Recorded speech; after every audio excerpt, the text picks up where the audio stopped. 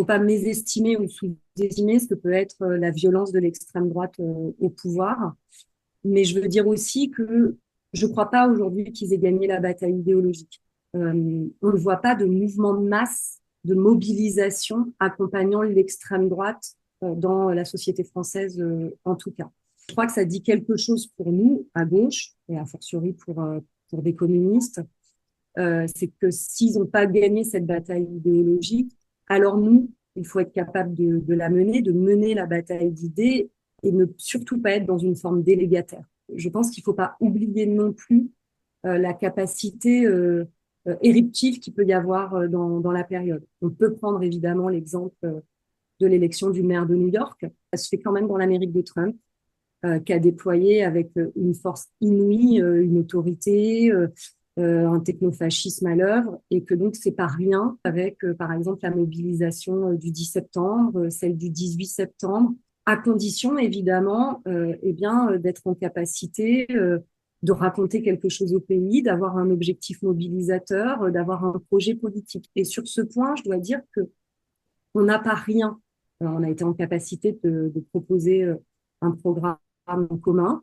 S'il y a bien quelque chose qui est urgent, c'est cette question aujourd'hui du projet.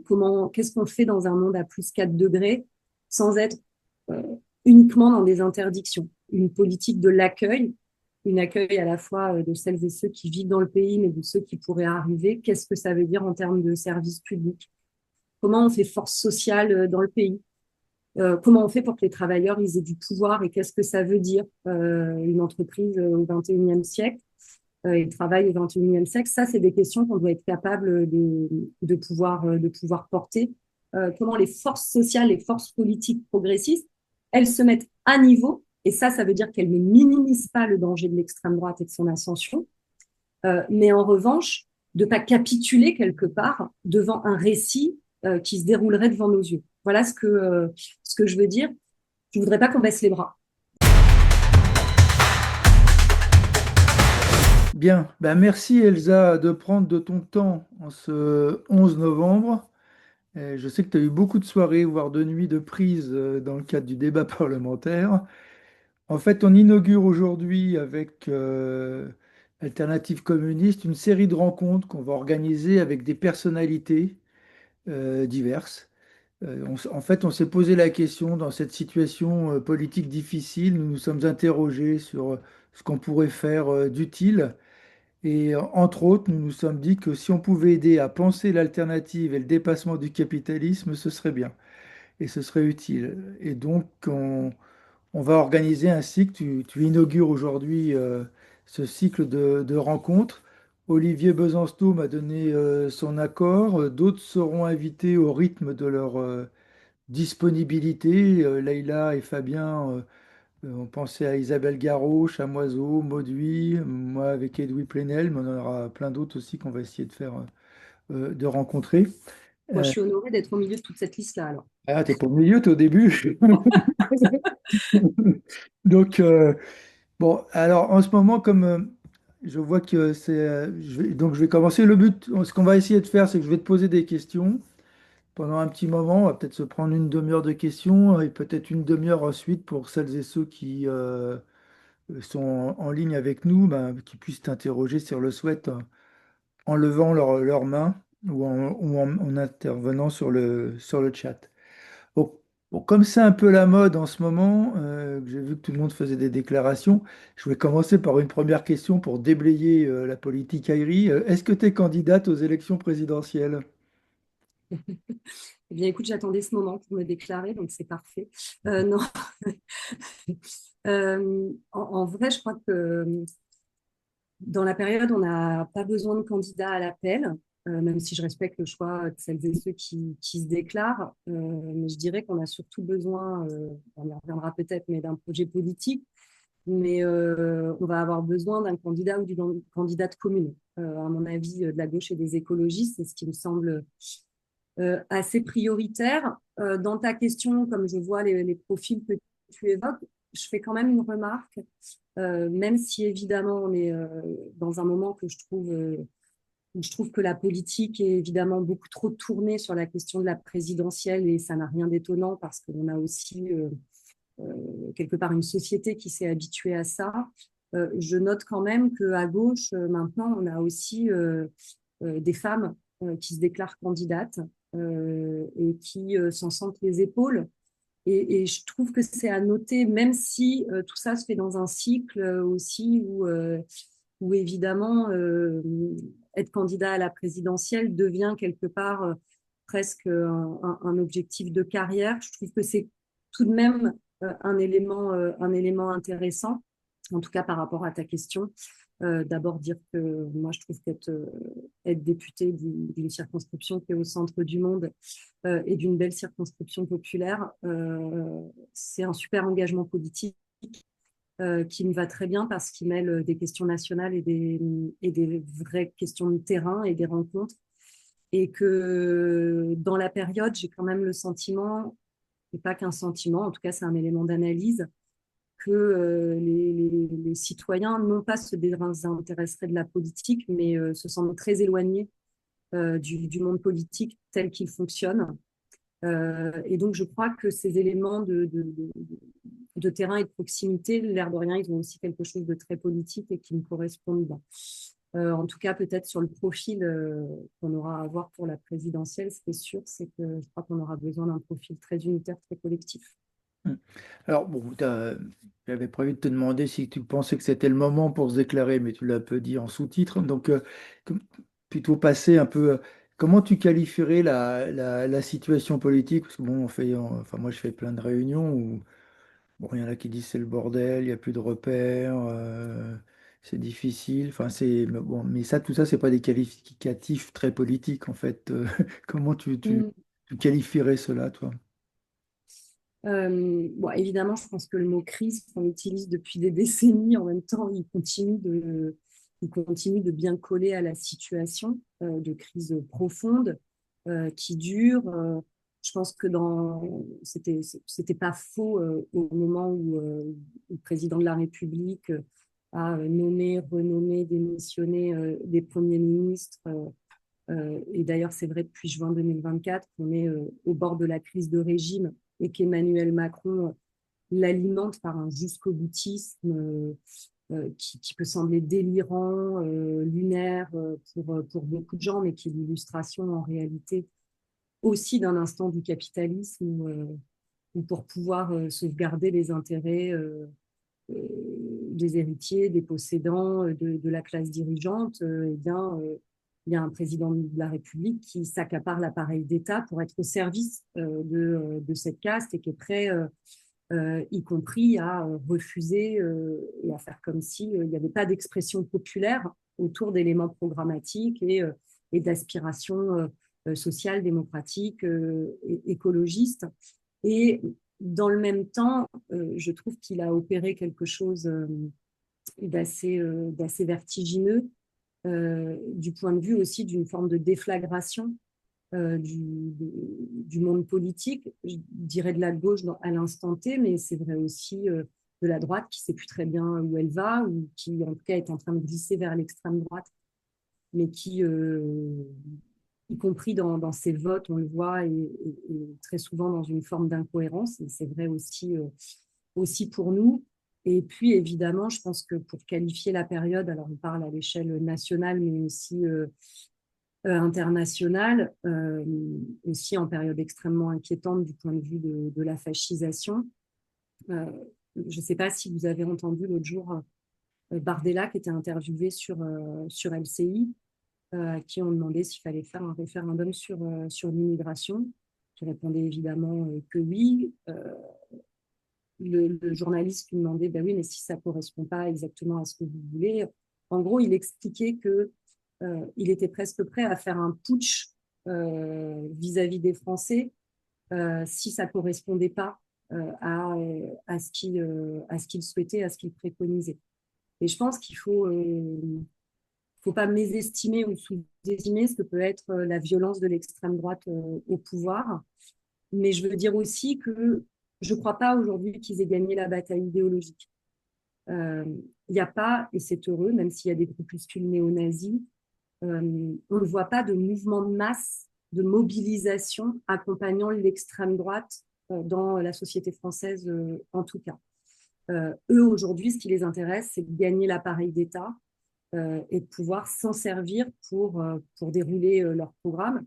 D'ailleurs, je dis que notre état de droit en France est extrêmement friable et donc ce serait extrêmement dangereux. Mais je crois que ça dit quelque chose pour nous, à gauche, et a fortiori pour des communistes, c'est que s'ils n'ont pas gagné cette bataille idéologique, alors nous, il faut être capable de la mener, de mener la bataille d'idées et ne surtout pas être dans une forme délégataire.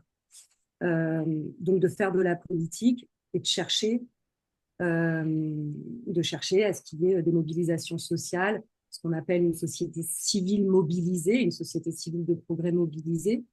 Et puis, je veux dire, une fois qu'on a dit que c'était une grande crise et une grande confusion, c'est un peu l'habitude des fois dans des rapports politiques, mais en tout cas, je pense qu'il ne faut pas oublier non plus la capacité éruptive qu'il peut y avoir dans la période. On peut prendre évidemment l'exemple de l'élection du maire de New York, même si j'ai conscience que c'est New York et que c'est un électorat plutôt démocrate.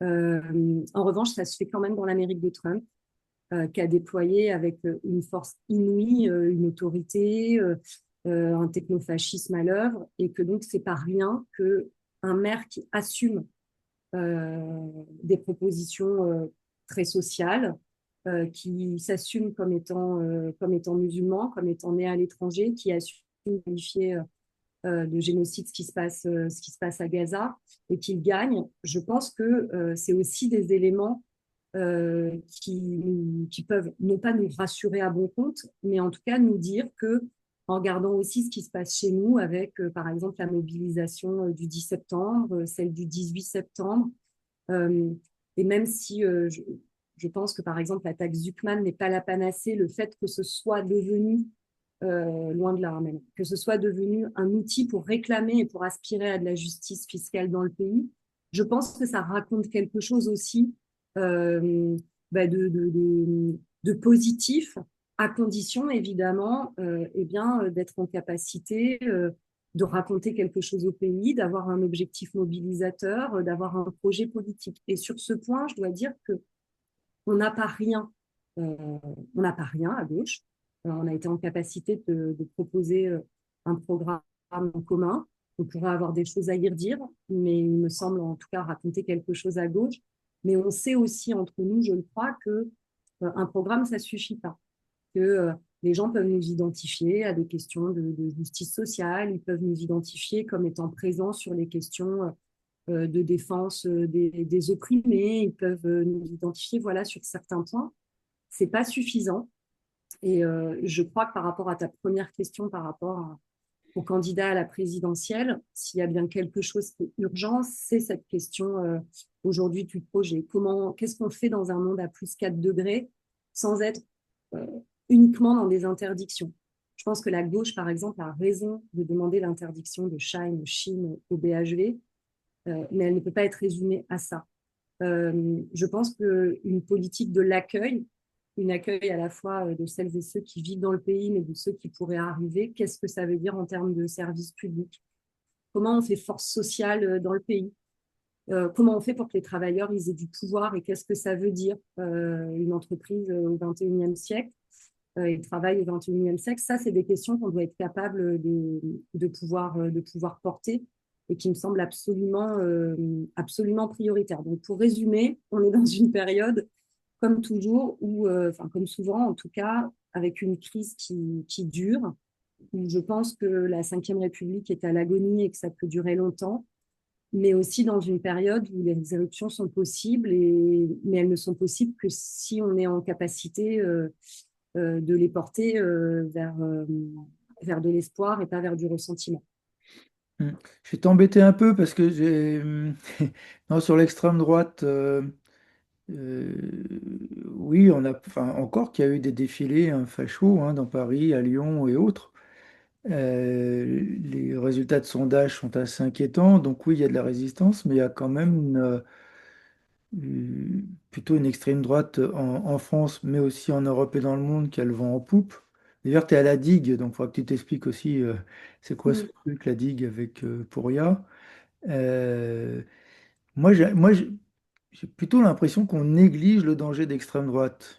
J'entends bien ce que tu dis sur on a des raisons d'espérer, on a heureusement d'ailleurs, sinon je sais pas quoi d'ailleurs, mais ce serait dramatique. Mais est-ce que là, dans la période, on ne néglige pas trop ce caractère dangereux et voire ce technofascisme aussi qui se développe Tu as raison de me demander de préciser parce que je ne voudrais pas que ce que je viens de dire euh, minimise le risque d'ascension de l'extrême droite. D'abord, enfin, franchement, je pense qu'y compris à gauche, mais pas seulement, quand on voit l'Amérique de Trump, l'Argentine de Milei, sa tronçonneuse, l'Italie de Meloni, la Turquie d'Erdogan, quand on voit Orban, Poutine, Netanyahou, enfin, il y a des sérieuses raisons de flipper. Et on voit une internationale réactionnaire, fasciste, qui se met en place et qui, y compris, se lie entre elles. Donc, vraiment, il y a des raisons de flipper. On peut aussi analyser que, je dirais, le fascisme a ses nouveautés, mais n'empêche qu'il y a une violence à l'œuvre, qu'elle est l'expression aussi d'une volonté de la classe dominante de rester en place.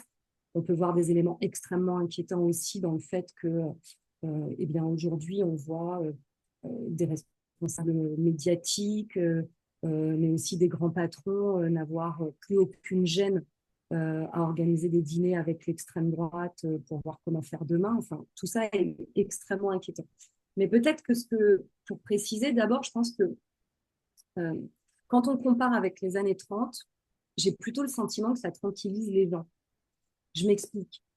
En réalité, j'ai du mal à penser que, même si la comparaison elle est extrêmement intéressante d'un point de vue historique, j'ai tendance à rejoindre Johan Chapoutot là-dessus, c'est-à-dire qu'il y a des éléments d'histoire qui sont intéressants parce que dire par exemple que rappeler le fait que c'est la classe dirigeante en Allemagne qui a donné le pouvoir à l'extrême droite dans un moment aussi de crise en évinçant la gauche et en livrant le pouvoir à l'extrême droite aussi pour des questions liées euh, au taux de rendement, etc., c'est des éléments qui nous permettent de prendre conscience et d'analyser comment peut se dérouler l'ascension de l'extrême droite. Mais en revanche, quand on fait des comparaisons, pour le dire comme ça, les gens ils voient bien que ni Bardella, ni Marine Le Pen, ni même Milei, c'est Hitler.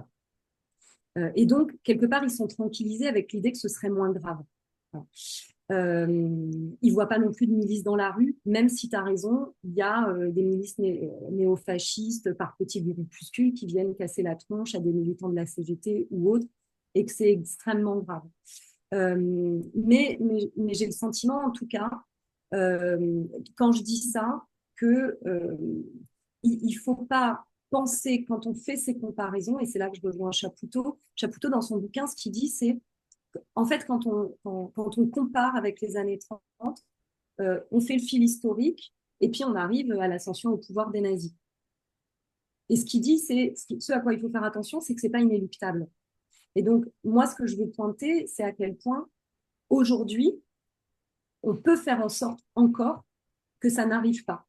Et c'est pour ça que je pose les conditions, c'est-à-dire parce que dans les années 30, c'est aussi comment la gauche se fait atomiser, comment elle se fait exclure, comment elle se fait marginaliser. Et donc cette question-là, comment les forces sociales, les forces politiques progressistes, elles se mettent à niveau, et ça veut dire qu'elles ne minimisent pas le danger de l'extrême droite et de son ascension, mais en revanche, de ne pas capituler quelque part devant un récit qui se déroulerait devant nos yeux. Voilà ce que je veux dire. Et pour rajouter à ton inquiétude, euh, peut-être qu'il faut aussi dire que, euh,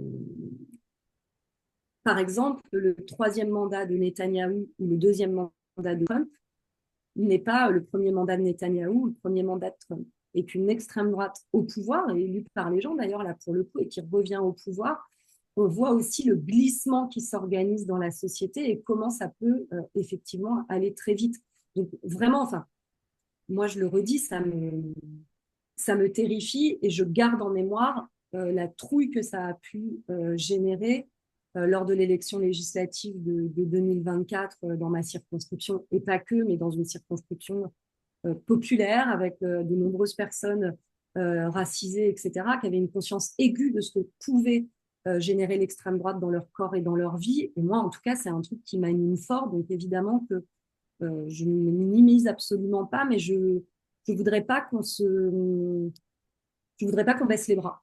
Voilà, Euh, dire comme ça. alors, au risque de chagriner Gilles Tassé, qui dans la discussion met se concentrer sur le risque fasciste qui est réel ne peut nous détourner de nos objectifs propres. Nous avons aussi autre chose à proposer que combattre le fascisme. Enfin bon, je ne veux pas le chagriner parce que je suis d'accord aussi à moitié ce qu'il dit, mais j'ai quand même une inquiétude, c'est que ça va me faire la transition sur le débat au Parlement, c'est qu'il y a la bourgeoisie et la droite ont quand même réussi à faire passer l'idée que le danger de l'extrême, c'est la FI et puis l'extrême droite. C'est tout juste d'ailleurs si, enfin, ils ont exclu même la FI de ce qu'on appelle, de ce qu'ils appellent d'ailleurs l'arc républicain. Et par contre, l'extrême droite, ils sont en train de l'insérer dedans. Donc on voit qu'idéologiquement, il y a quand même des choses qui bougent hein, dans notre société de ce point de vue-là. Oui, enfin, tu as raison, parce que le dos à dos, en fait, le seul effet que ça produit, c'est de banaliser un peu plus l'extrême droite et donc, eux, de les intégrer. En fait, le mouvement que ça crée, c'est de les intégrer, eux, à l'arc républicain, alors que dans le même temps, parce qu'en fait, l'arc républicain, ça pourrait y compris correspondre à l'idée Front républicain, qui s'est organisé il n'y a jamais qu'un an et qui a été un élément de mobilisation dans la société pour refuser l'extrême droite. Et donc, enfin, l'effet, pour moi, il est absolument celui-là. Et on le voit, moi, de ma fenêtre, en tout cas, à l'Assemblée nationale, ce que je vois, c'est combien aujourd'hui, en très peu de temps, parce qu'en fait, ça fait pas longtemps qu'il y a un vrai groupe du Rassemblement national à l'Assemblée. Euh, Quand je suis arrivée en 2017, il n'y avait pas de groupe et il y avait quelques députés non inscrits du Rassemblement national euh, qui étaient vraiment considérés comme à part de cette Assemblée. Euh, Aujourd'hui, on voit une présidente de l'Assemblée nationale qui se bat pour considérer que c'est normal qu'il soit au bureau de l'Assemblée nationale parce que c'est représentatif de, de l'Assemblée nationale. Je vois des ministres, mais aussi leurs conseillers, être extrêmement courtois, voire chaleureux avec des députés du Rassemblement national. Et ça, évidemment, n'est que l'expression d'un lien politique plus fort quand on voit, par exemple, au moment de la loi immigration, des pans entiers du programme du Rassemblement national sur la préférence nationale qui sont intégrés dans notre corpus idéologique, mais aussi aujourd'hui, en tout cas, une tranquillité à considérer l'extrême droite dans ce fameux arc républicain. Et puis, une mise à part, une mise au banc de la France insoumise, sur laquelle, évidemment, moi, j'invite à faire extrêmement attention. On peut avoir, enfin, moi, je peux formuler parfois des critiques hein, sur la France insoumise. J'interrogerai tout à l'heure Euh, là-dessus. Je dévoile pas tout. ouais, ouais, ouais. Non, mais on peut, voilà, on peut leur dire qu'ils pourraient mieux lutter contre leur propre marginalisation, y compris, je pense que en tant que membre du PCF, je vois de quoi on peut parler dans ce genre de choses. Mais en revanche, comme ça a pu être le cas pour les communistes, je pense qu'on devrait se souvenir de ce que ça donne, parce qu'en fait, c'est l'expression, tout ça, d'un rejet de tout ce qui est une militance progressiste, et qu'en réalité, nous, ça nous marginalise aussi de fait, même si à bon compte, de temps en temps, je vois que Fabien Roussel peut se satisfaire d'être considéré dans le camp des raisonnables. Mais dans une période avec un tel affrontement de classe, honnêtement, être du côté des raisonnables, je ne sais pas si c'est la meilleure idée. Alors, bon, comme on est arrivé sur... je ne propose pas de parler de Fabien. Comme on est arrivé, comme on est arrivé dans l'Assemblée, une question un peu plus directe. Est-ce qu'il fallait, comme l'a fait le PS, écarter la censure pour essayer d'améliorer ce et ces budgets? Parce qu'en fait, il y a deux budgets en discussion. Bah, évidemment. Enfin, non, je crois que c'est une énorme connerie. Euh, je rappelle quand même que la question de la censure, elle n'est pas uniquement sur le fait qu'il y a un budget dégueulasse, hein. Parce que ça, à la limite, c'était vrai presque tous les ans. Et on est dans une opposition qui vote contre un budget, enfin, normalement. C'est un peu la base, quoi, Ah, quand on est dans l'opposition. On pourra revenir, si vous voulez, sur le PLFSS. En tout cas, au moment où il y a cette censure, on n'est pas uniquement sur la question de l'austérité et du budget qui est proposé. On est sur un moment où Macron va jusqu'au bout de son maintien au pouvoir contre les expressions démocratiques. Et c'est là-dessus que la censure se fait, en sachant très bien que si on loupe cette étape, alors on est dans un piège, et d'ailleurs qui potentiellement peut et va se refermer contre nous, où il y a un renversement de la charge de la responsabilité. Je m'explique là-dessus. Je pense qu'à la rentrée, jusqu'au moment de la censure, et d'ailleurs vous pouviez écouter même les médias à l'époque, d'un seul coup, il y avait à peu près tout le monde qui expliquait que Macron, ça allait pas, quoi. Que ce qu'il faisait était fou, délirant, lunaire, etc. Et franchement, je pense que la censure aurait été largement comprise. Même si, et ça, je pense qu'il faut qu'on arrive à l'analyser et en discuter, même si je pense qu'il y a une trouille qui existe dans certains partis de gauche, mais aussi dans la population, qu'en cas de dissolution, l'extrême droite prenne le pouvoir, en tout cas, prenne Matignon. Mais en tout cas, ce que je crois, c'est que là, il y avait pour eux la possibilité d'expliquer, bah, écoutez, nous, on propose un budget, regardez, on ne prend même pas le 49.3, on ne l'utilise pas. Et donc, à la fin, bah, si on n'y arrive pas, ce sera de la faute du Parlement, pas de notre faute. Et c'est très clairement le piège qui est en train de se dérouler contre nous. Moi, je vois très bien Le Cornu venir expliquer que bah, on n'a pas fini le budget, qu'il va falloir prendre des décisions, que l'Assemblée n'en est pas capable, que les oppositions sont irresponsables, et que donc eux sont quelque part les responsables et les raisonnables dans la période. Et puis, bon, j'ai entendu plusieurs fois les responsables du PS dire nous, on veut améliorer la vie. Je comprends cette phrase parce que je pense qu'il ne faut pas qu'on oublie cet objectif et qu'il doit être prioritaire, y compris pour nous. En revanche, là, on ne va pas améliorer la vie des gens, hein, avec ce budget, hein. Là, les seuls gains possibles, et encore, ils sont très improbables, c'est qu'on va rendre moins pire un projet qui était absolument infâme. Donc, plutôt que de se prendre un coup de poing, les gens vont se prendre une gifle. Ça, je pense que ça peut faire partie des batailles politiques, évidemment, à certains moments, mais qui ne peuvent à aucun moment nous empêcher de retourner vers le peuple souverain quand il y a des impasses politiques à ce point-là. Donc la censure, pour moi, c'était dire, écoutez, les impasses politiques, la confusion est immense, il faut que le peuple décide. Et quelles que soient les difficultés qui peut y avoir devant nous, en tout cas, je pense que comme communiste, on peut pas éviter ce sujet, quoi. D'ailleurs, je voulais te remercier d'avoir voté contre Gennevilliers, Centre du Monde. C'est encore. Enfin, c'est pas que Gennevilliers, il y avait une et Colombe. Mais, Ouais, les mais c'est pas marxistes ça que je voulais aussi. dire, ça c'est une bêtise de parler comme ça, mais surtout c'est ce que je voulais insister, c'est il y a une stratégie en fait gouvernementale. Maintenant, on nous annonce des trucs dramatiques, apocalyptiques, on nous en fait que la moitié et on est content, alors que ça reste apocalyptique. Mais je voulais juste savoir comment ça se passe en fait à l'Assemblée sur les amendements entre partis de gauche. Donc il y a des différences de stratégie. On parle UPS, il y a la FI, il y a GDR. Chaque groupe est traversé de contradictions, j'imagine. Comment ça se passe dans le groupe GDR d'ailleurs. Donc comment ça se passe tout ça là? Faites-nous un peu vivre de l'intérieur de votre bocal. Faut que je dise la vérité. Ce serait, ce serait mieux. Bah, honnêtement, pas très très bien en fait, hein. Euh, Pas très très bien parce que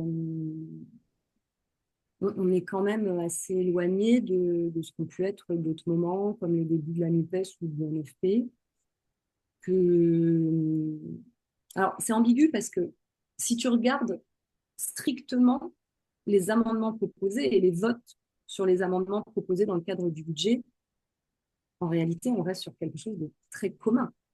Je pense, j'ai pas fait l'analyse, il faudrait la faire, mais elle viendra peut-être. Mais en tout cas, sur les amendements déposés en commun et les votes, je pense qu'on reste sur un gros 90% de votes communs.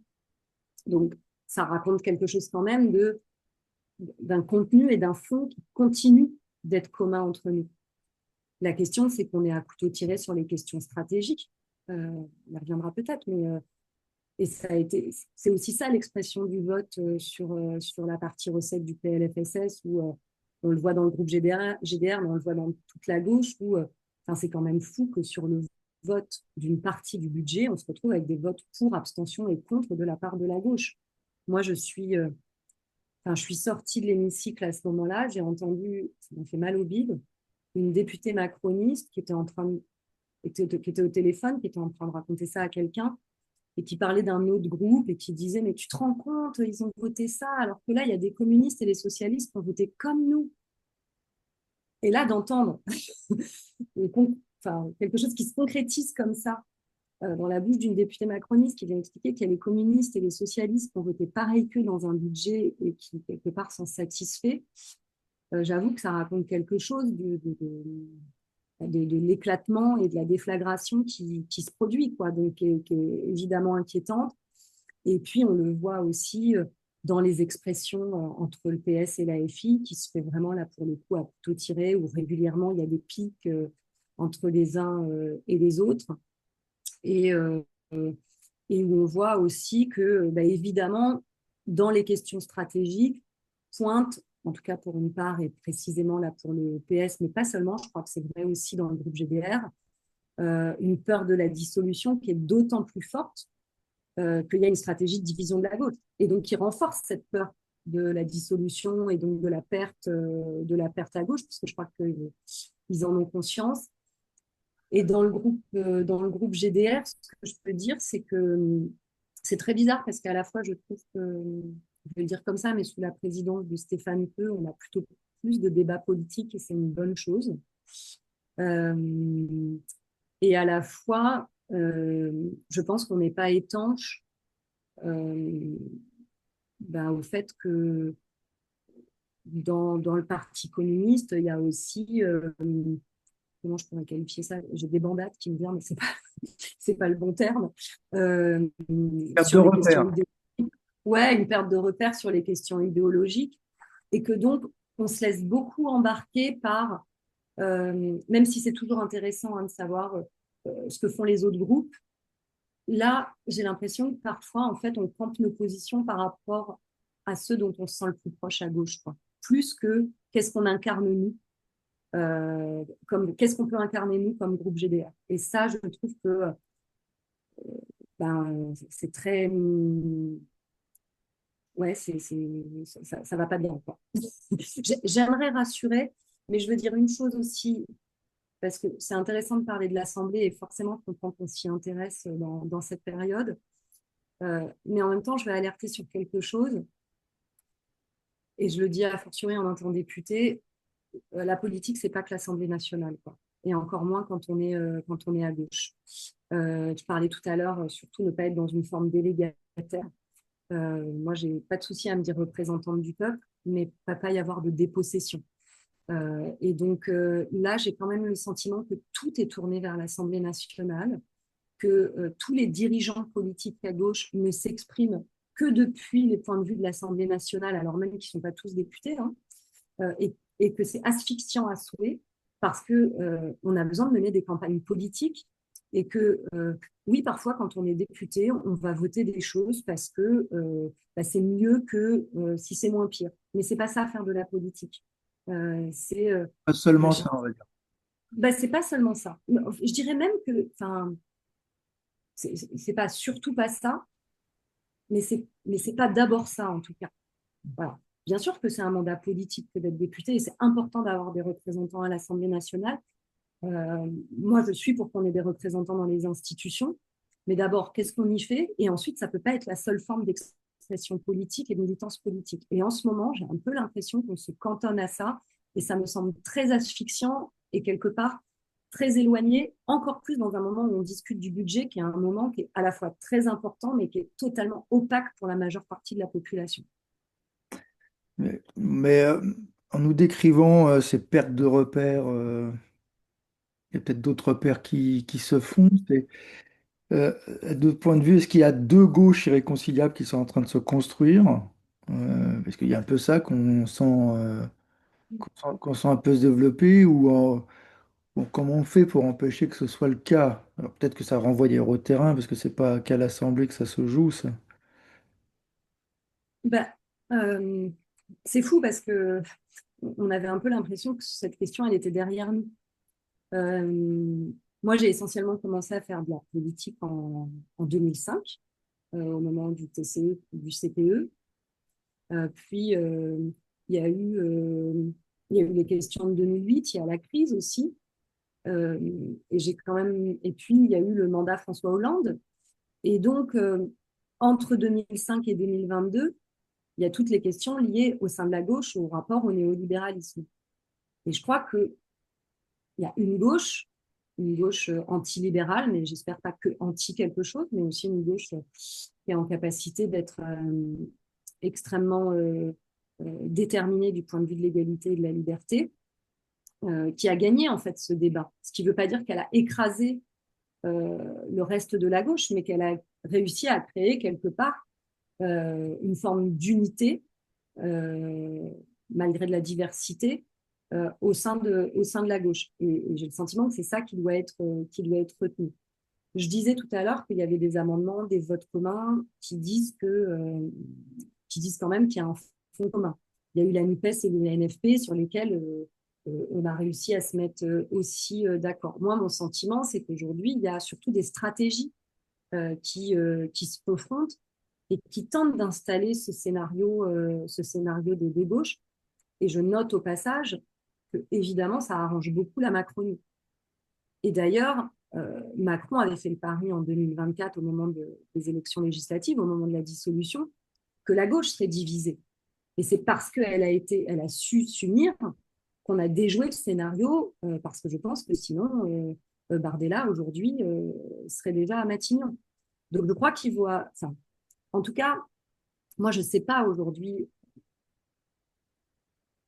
enfin, je sais ce qu'il faut faire, je ne sais pas ce qu'il en sera demain, Hmm. mais en tout cas, à mon sens, il y a quelque chose d'un contresens politique et historique à l'heure d'un risque fasciste à vouloir jouer le jeu des deux gauches irréconciliables. À mon avis, enfin, voilà, je le dis comme ça, c'est pour moi un contresens historique, une erreur politique, d'autant que je pense que pas simplement en relevant les manches, mais en allant au boulot politique. Il faut faire de la politique. Je répète, les choses ont rien d'inéluctable. Mais ça demande évidemment que les débats stratégiques, parce qu'ils ne sont pas minces, il ne faut pas les minimiser, les débats stratégiques qu'on a.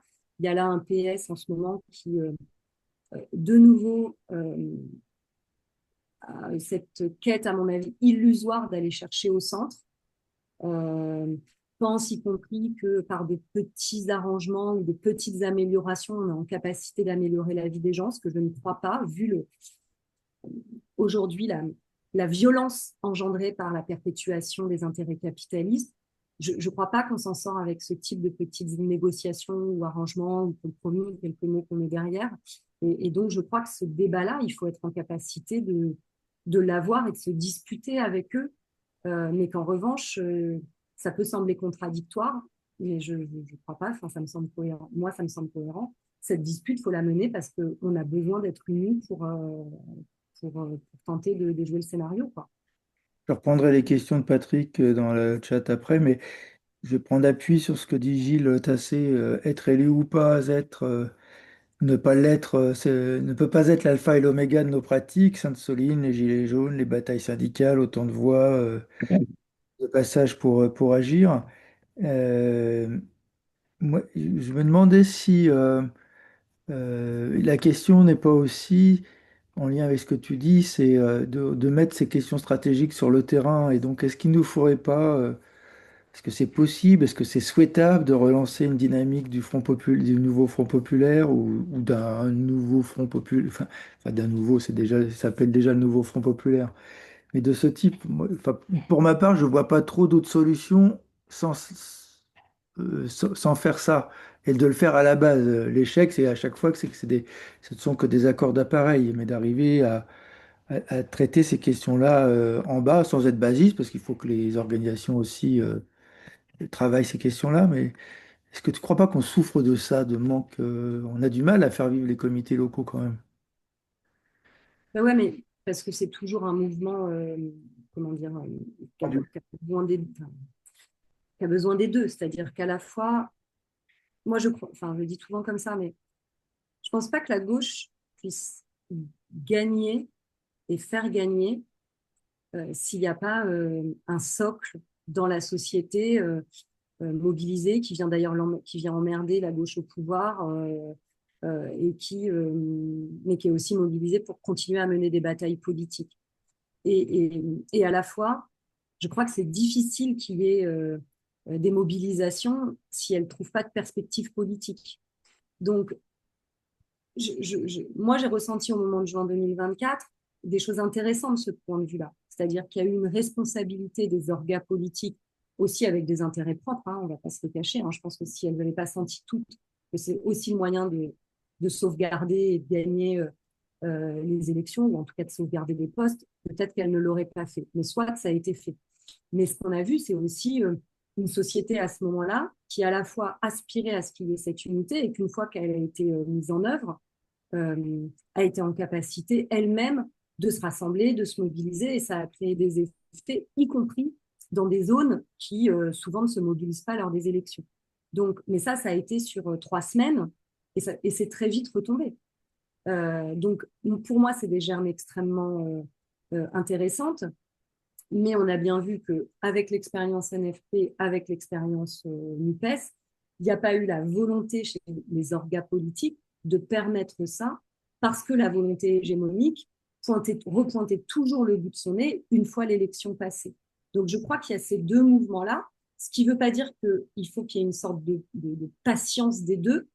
Moi, j'ai envie de dire que je pense que la pression unitaire, elle peut se faire aussi au travers d'organes, de sociétés civiles déjà mobilisées, mais j'ai du mal à croire que de manière spontanée, sans perspective politique, on va avoir des groupes qui, dans la durée, je dis bien dans la durée, vont être en capacité de faire ce travail de mobilisation, d'accompagnement émancipateur, etc.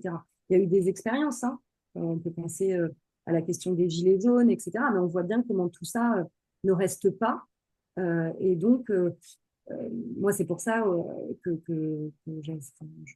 je pousse vraiment à ce que les orgas politiques, même si elles sont affaiblies et que finalement, aujourd'hui, si on regarde en nombre d'adhérents, elles sont assez faibles, euh, je pense qu'elles ont un rôle majeur pour permettre en tout cas que des mobilisations se créent, y compris à l'échelle locale. Je pense que chacun on voit comment aussi, euh, même si parfois ça se passe bien localement entre militants politiques, et c'est pas le cas partout, on voit aussi comment les enjeux nationaux viennent créer des tensions. On voit aussi combien tout ça peut être mis à l'arrêt du fait d'une décision nationale. Et donc, si on n'a pas dans la durée quelque chose qui s'installe aussi au niveau national, j'avoue que là, je peux avoir des moments de pessimisme, quoi. Il y a Hervé Nedelec qui met les pieds dans le plat, lui, direct, tu vas répondre par oui, par non, ou peut-être. C'est le NFP est-il mort? Euh, c'est dur à dire ça. Bah, Je peux te dire peut-être pas. merci. Bah, disons qu'il a plus d'existence en tant que tel. En même temps, c'est compliqué pour une députée comme moi de dire qu'il n'existe pas, parce que pour le coup, moi, mon mandat, c'est un mandat NFP. Je suis une députée NFP et ça ne s'est pas arrêté. Il y a encore du monde qui s'y réfère, avec des comités locaux qui ont du mal à vivre, mais qui s'y réfèrent, et puis des gens pour qui ça a été une expérience très positive. Ouais, et en tout cas, L'intérêt d'un mon coup. mandat, Non, il il n'est pas mort continue. encore. Il n'est pas plus mort que le PCF, on va dire. Et Enfin, je vais finir par deux questions avant de te laisser un peu la parole. Et puis, je te donnerai les questions de Patrick Seyer qui veut vraiment le chercher sur les questions internationales avec précision. Je le trouve un peu dur. Ouais. Euh, donc, deux petites questions. Pourquoi es-tu alternative communiste? Et comme parfois je lis dans des commentaires sur ce que je publie en ma direction, mais en ta direction aussi, où il y a quelques vieux cocos, enfin ils sont pas forcément vieux d'ailleurs, ils sont même parfois jeunes, qui voudraient nous virer du PCF en nous disant allez, allez, FI, vous serez mieux, ou vous représentez la FI. Donc ma question est double, c'est pourquoi tu es alternative communiste et pourquoi t'es pas à la FI? On me chassera pas comme ça. Bon, d'abord, enfin, je sais pas, c'est peut-être une réponse très personnelle, mais parce que je me sens profondément communiste. Alors, il y a des gens qui sont communistes et qui sont pas au PCF, c'est vrai. Mais en tout cas, moi, c'est comme ça que je me sens bien, même si ça crée plein de doutes et plein de contradictions, j'en suis sûre. J'ai été très critique et je continue de l'être sur les orgas politiques en tant que tels, parce que souvent, en plus, je les trouve un peu à la ramasse dans la période. Mais d'abord, je crois profondément aux besoins d'une collective. Je pense que le mouvement communiste doit aller jusqu'au bout dans la confrontation avec la domination de classe, qui doit reprendre le pouvoir à la classe capitaliste, qui doit mettre en commun les savoirs, les questions de travail, les dynamiques d'approfondissement du commun. Je pense au travail, au logement, à d'autres choses. Et donc, voilà, l'affrontement avec la classe dominante et la question des communs, c'est des nécessités absolues. Et je pense que l'idée communiste, les idées communistes au milieu de tout ça peuvent être vraiment une contribution essentielle. Donc, je suis contente qu'à Alternative Communiste, on puisse travailler ces questions, y compris avec le cycle qu'on inaugure là. Et puis après, il y a plein d'autres raisons sur pourquoi je suis alternative communiste, mais moi, je ne me pose pas en tout cas la question de pourquoi je ne suis pas à la FI en fait. D'abord, je pense que voilà, il y a une pensée délégataire qui est trop forte à la FI, qui ne me convient pas. Euh, et, et, en revanche, je pense que il y a des choses qui persistent chez moi. Je pense que j'ai un attachement très profond à ce qu'est la culture communiste et à la manière dont on fait de la politique avec les gens. Et que j'ai le sentiment que ça, c'est quelque chose qui reste très fort à Alternative communiste et que j'ai pas envie que ça disparaisse. J'ai envie que ça vive parce que je pense ça extrêmement utile pour un projet émancipateur. Ouais, Voilà. c'est bien. Alors peut-être qu'on peut se donner 15 à 20 minutes de questions, j'ai un peu dérapé. Moi, j'ai Donc, été trop longue. non, non, enfin peut-être, enfin moi j'ai pas trouvé, moi, j'ai pas trouvé, mais peut-être qu'il y en a d'autres en écoutant. Je ne vais pas répondre à la place des autres. Patrick Sayer, donc je vais essayer de te donner toutes ces questions, comme ça tu pourras éviter celles qui t'embêtent le plus. Donc il a une question, il demande s'il a bien compris, tu mets Poutine, Trump, Meloni, Orban dans le même sac fasciste. Ça c'est pour tester certainement. La deuxième question, c'est peux-tu me confirmer ou infirmer là, elle est très, faut être très précise que les députés communistes ont voté la résolution du 30 novembre 2022, j'espère que tu te rappelles ce que tu faisais le 30 novembre 2022, qui dit dans ses articles finaux les choses suivantes. Salue l'octroi à l'Ukraine du statut d'État candidat à l'adhésion à l'Union européenne, invite les États membres de l'Union européenne à poursuivre la construction d'une politique de défense et de sécurité européenne de façon complémentaire et en coopération avec l'organisation du traité avec l'OTAN, souligne le rôle important de l'OTAN dans la protection du continent européen et salue les adhésions de la Suède et de la Finlande à cette organisation, souhaite que la France continue de prendre une part active dans le renforcement de l'autonomie stratégique, oui, je comprends mieux sa question, de, Ouais. de, de l'OTAN dans la défense européenne. Et je crois, oui, et il finit par une troisième question. Enfin, il finit, je ne sais rien, parce qu'après, il y en a peut-être d'autres. Une question, c'est, lors du dernier CN, Fabien Roussel parle positivement de la création de l'espace européen de défense. Quelle différence avec la communauté européenne de défense que le PCF, dont je suis encore membre, a toujours très fortement combattu? Hmm. Alors, je vais pas les éviter, sur la résolution, il me semblait que celle de novembre 2022, on ne l'avait pas votée, c'est celle qui est venue de mémoire peut-être en 2024. On avait eu d'ailleurs des débats alternatifs communistes sur la question, mais je pourrais vérifier et renvoyer un message. C'est à Patrick, hein, Ouais, c'est Patrick qui a Patrick posé la Seller. question. À Patrick, bon, ce qui est sûr, c'est que moi, je me souviens que sur la dernière, je me suis abstenue et que je me suis déjà fait engueuler parce que il y a des camarades qui estimaient qu'il fallait voter contre, et je comprends pourquoi. Mais je vois bien comment, sur la question de l'Ukraine, à bien des écarts, parfois on se laisse embarquer au travers de votes, non pas sur la question posée réellement par le texte qui est proposé, mais par êtes-vous ou non un soutien, êtes-vous ou non en soutien à l'Ukraine. Voilà. Et globalement, c'est quand même beaucoup comme ça qu'on a orienté nos votes, ce qui est d'ailleurs parfois problématique, hein. Et de plus en plus, en fait, euh, on comprend les votes comme ça. Et ce qui est clair, c'est que je pense qu'il y a aussi une conscience particulière chez les députés du groupe GDR sur cette question, du fait que comme communistes, nous pouvons être très facilement affiliés, on va dire, à une défense de la Russie, ce qui est un peu lunaire, mais à une défense de la Russie. Donc il y a une espèce de principe de précaution qui est de nous montrer très pro-défense de l'Ukraine pour éviter ce type d'accusation. Donc oui, je pense que moi, je sais que je m'étais abstenue, mais je pense qu'il y a, enfin, je crois me souvenir que des députés ont voté en faveur du texte. Ensuite, alors, sur défense, je ne vais pas répondre parce que alors là, pour le coup, c'est vraiment des sujets sur lesquels je ne suis pas assez précise. En revanche, ce qui est vrai, c'est que j'ai trouvé à des moments euh, que justement, il y avait un manque de précision de la part de notre secrétaire national sur ces questions-là, qui me semblait assez à côté des propositions qu'on avait formulées, soit dans une sorte de pacifisme béat qui ne donnait aucune solution sur comment on travaillait à la paix, soit dans une sorte d'accompagnement parfois de logique guerrière, donc avec enfin, des formes de contradiction assez fortes. Et alors, je ne mets pas un trait d'égalité entre les différents dirigeants que j'ai cités. En revanche, on pourra avoir un débat sur la question de Poutine.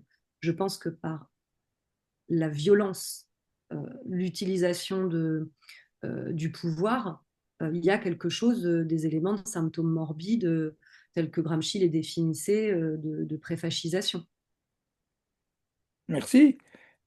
Patrick précise que il parlait de 2022, hein, Ouais, alors il faudrait que je regarderai parce que sur celle de 2022, j'ai un doute sur le vote. après, il y a beaucoup d'avis, c'est plus des avis hein, que j'ai dans le chat euh, avec quelqu'un qui s'appelle Martel.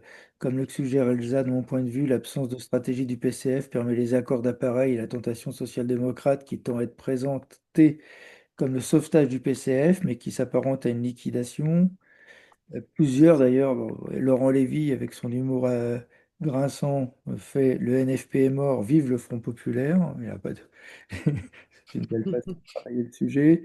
Je vous recommande la lecture de son bouquin, c'est pas mal.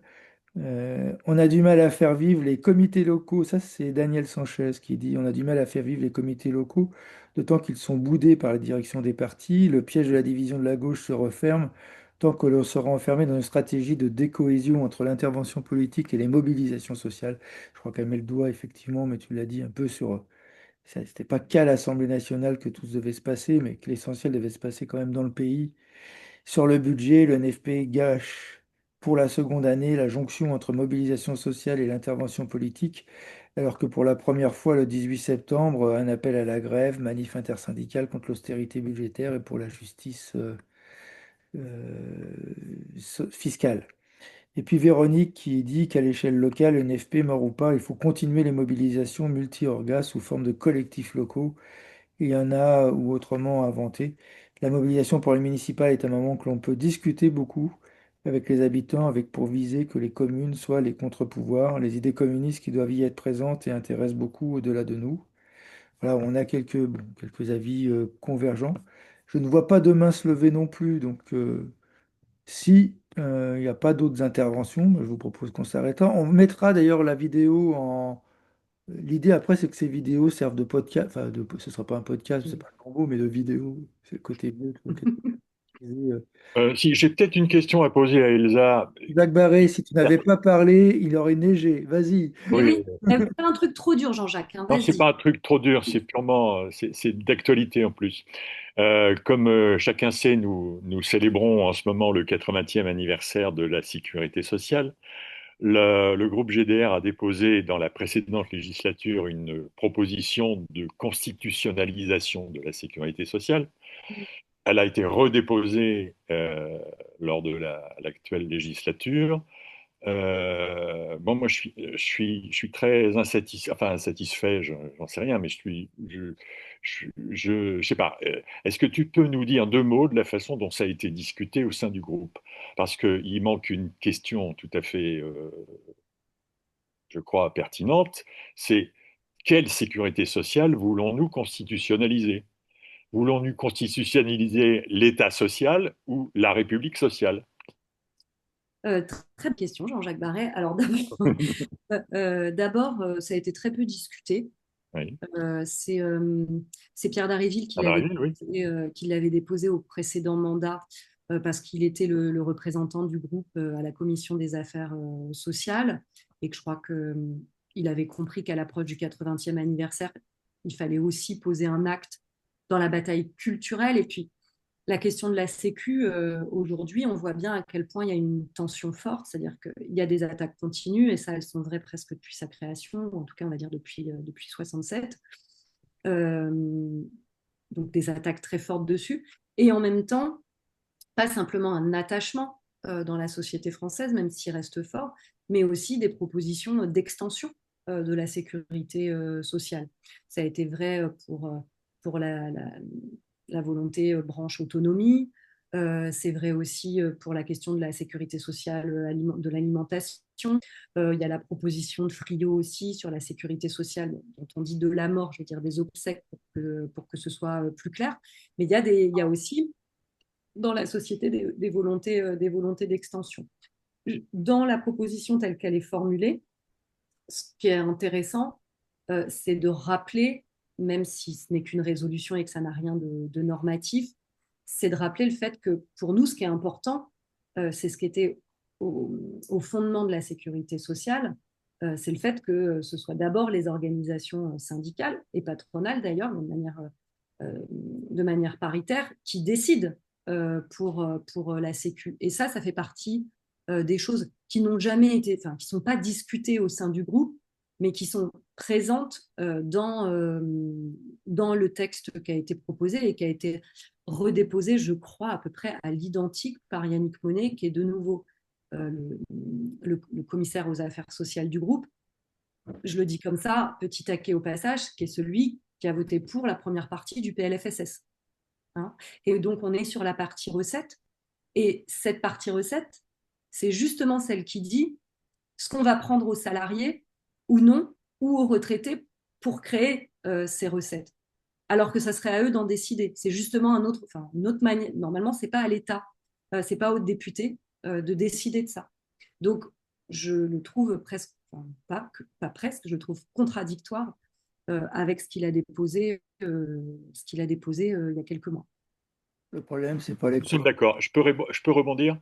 Oh, bah, vas-y, mais on va pas long. Non, non, pas long. Non, non, tout à fait. Non, non, mais effectivement, là, tu réponds en grande partie à mes interrogations.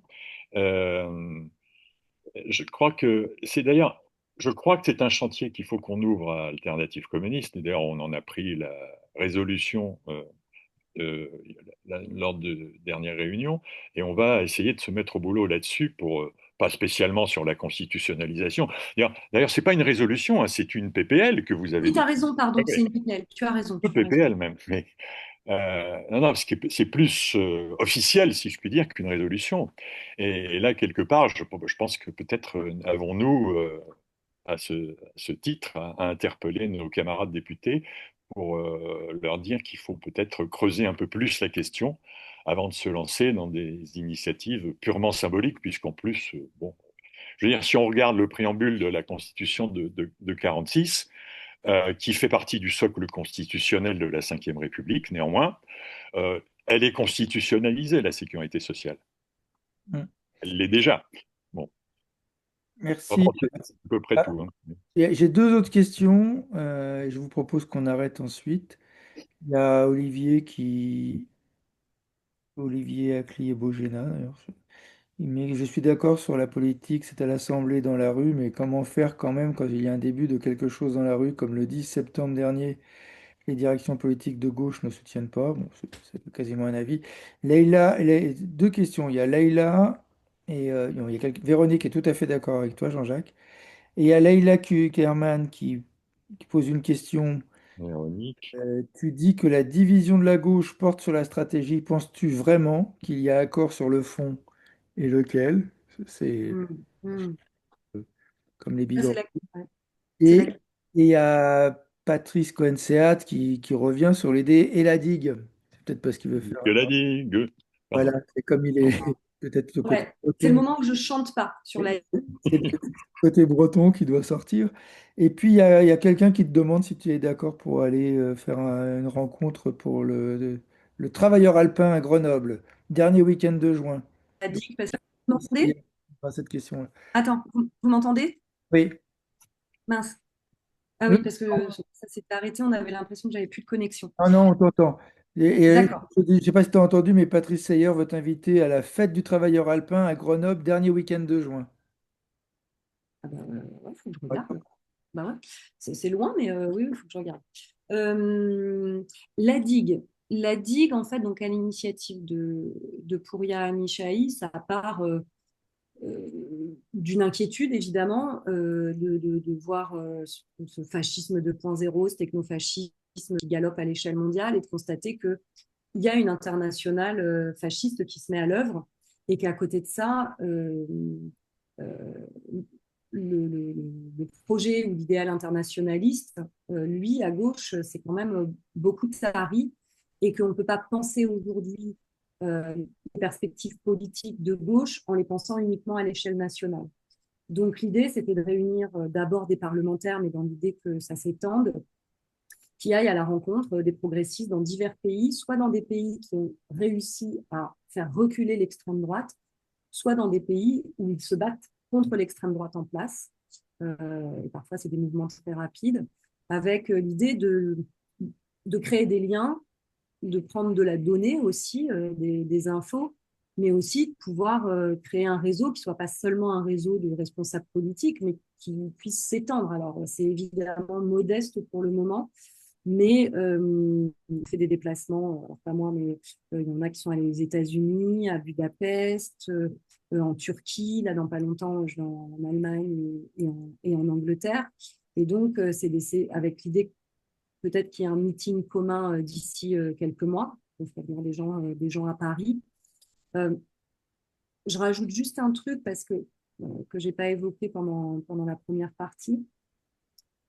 Je reste sur l'idée que tout est, enfin, que le scénario d'enfer, là, avec l'extrême droite au pouvoir, que ce soit pas inéluctable. Et je persiste et je pense qu'il faut faire des choses. Par contre, je me trouve pour le moment très tranquille et un peu impréparée à l'idée que l'extrême droite pourrait prendre le pouvoir et qu'il y a des choses à faire avant. Je prends exemple en ce qui nous concerne, les députés. On a un état de droit qui est extrêmement friable, l'état de droit français. Et par exemple, le fait qu'on continue dans notre constitution d'avoir conservé la possibilité des pleins pouvoirs, je crois que c'est l'article 16, ou d'autres comme ça, est une énorme connerie et qu'il aurait fallu pouvoir, maintenant je pense que c'est un peu tard, mais en tout cas faire en sorte de supprimer ces possibilités-là quand on sait que l'extrême droite peut prendre le pouvoir. Bon. Donc voilà, ça c'est le travail de la digue. Et la deuxième question qui était plus compliquée, c'était quoi déjà? J'ai oublié. Ah oui, Donc, le fond. Le fond. non, c'est Qu'est-ce qu'on a? Leïla, excuse-moi, c'est Ouais, Leïla qui la demande. gauche, un front commun. En gros, tu dis que il y a, la division porte sur la stratégie, mais est-ce que sur le fond, on est d'accord et quel fond? Peut-être que c'est Bah, le programme du NFP. ce qui est sûr, c'est qu'à chaque fois qu'il y a des désaccords stratégiques qui nous éloignent, ce qu'on voit, c'est combien chacun trouve avoir des grandes différences de contenu programmatique. C'est-à-dire que c'est toujours le bon prétexte pour voir à quel point on ne serait pas d'accord, permettant de justifier pourquoi on n'est pas ensemble. Et qu'à chaque fois qu'on se met ensemble, on est en capacité de créer du commun en contenu. Je redis ce que je crois, c'est que il y a une forme d'alignement d'une partie de la gauche sur une gauche qui est plutôt antilibérale, une gauche qui se soucie des différentes formes de domination, etc. Et que donc ça a permis d'être d'accord sur ce type de fond-là, et avec un PS qui, à un moment, s'est débarrassé visiblement pas définitivement des tentations néolibérales et qui avait su tourner la page de l'ère Hollande. De fait, on voit bien que quand les questions stratégiques reviennent et que ça se remet sur la table, alors euh, les tentations libérales revenant, on retrouve un écart du point de vue programmatique. Après, pour répondre à Laïla, moi je ne suis pas pour qu'on soit aligné sur tout en termes de contenu. Je suis pour, y compris, que les différents partis de gauche, même quand ils sont coalisés, puissent continuer à avoir des batailles spécifiques. Euh, Nous, par exemple, communistes ou se sentant affiliés à l'idée communiste, il y a des questions, par exemple, liées au pouvoir des salariés dans l'entreprise qui me semblent assez déterminantes pour nous dans l'affrontement de classe, euh, qu'on ne retrouvera pas du tout dans le programme écologiste et qui, y compris, pourront parfois être en décalage avec leur programme. Bah, ça fait partie des débats, y compris potentiellement des batailles qu'on pourra mener sur le fond avec eux. Mais en tout cas, je trouve qu'à chaque fois qu'on s'écarte un peu les uns des autres et qu'on refuse d'affronter les questions stratégiques, par le même temps, on refuse de faire du commun du point de vue du contenu. Merci Elsa. Ce que je vous propose, c'est qu'on arrête là. Pour arrêter, je vais répondre à une dernière question, puisque Marc Norguez pose la question suivante. Bien que je ne sois plus au parti depuis 6 ans, il y aurait-il une démarche collective pour le prochain congrès et retrouver un parti sur une orientation sur les bases de ce qu'explique Elsa? Alors, pour ça, je vais t'inviter, Marc. Si je me trompe pas, tu es un ancien des ouvriers du livre. J'ai été syndiqué ouvrier du mais bon, si c'est pas ça, c'est pas grave. Vendredi prochain, à 19h30, nous avons l'Assemblée générale d'Alternatives communistes en visio et avec un texte que nous mettons en débat qui pose cette question-là parce que dans Alternatives communistes, il y a des membres du PCF et des non-membres du PCF. Donc il y a des camarades qui n'en ont rien à cirer de ce qui se discute dans le PCF parce qu'ils ont déjà tourné plusieurs pages de cela. D'autres qui sont très intéressés par ce qui se passe dans le PCF et qui se posent des questions pour y jouer un rôle. C'est écrit dans le projet de résolution qu'on a et qu'on met en discussion vendredi sur quelle peut être notre attitude. Il y a Urgence du communisme qui travaille cette question-là aussi, dont beaucoup d'entre nous font partie et qui va essayer de travailler la préparation du congrès. En tout cas, nous, ce que l'on pense, c'est que si on peut être utile dans la préparation du congrès, c'est aussi en essayant de retravailler des repères politiques, des questions sur ce que nous, on pense communiste dans la situation, de ne pas laisser passer des aberrations aussi que l'on peut voir, ou des défaites idéologiques portées par des dirigeants communistes, euh, voire des trahisons. Donc, ça fait partie des aspects que l'on veut, en tout cas, qu'on travaillera. Donc, certains d'entre nous travailleront sur le congrès, ça c'est à peu près sûr, et d'autres, non, n'en font pas l'alpha et l'oméga de l'intervention d'alternatives communistes. Voilà. Mais on en discute vendredi, donc je vous donne rendez-vous vendredi à 19h30 pour celles et ceux qui sont intéressés. Et si vous n'avez pas reçu le contenu du texte, ben, vous nous demandez euh, la texte. Il y a Antoine Guerrero qui met dans une contribution d'il y a 15 jours dans de Nos Révolutions. Allez voir le site Nos Révolutions. C'est aussi des partenaires d'Alternatives communistes. En tout cas, merci Elsa pour cette soirée et Bah, on merci beaucoup. demande à ta famille. Non, c'était chouette. Merci à toi. Merci, bonne soirée tout le monde. Salut.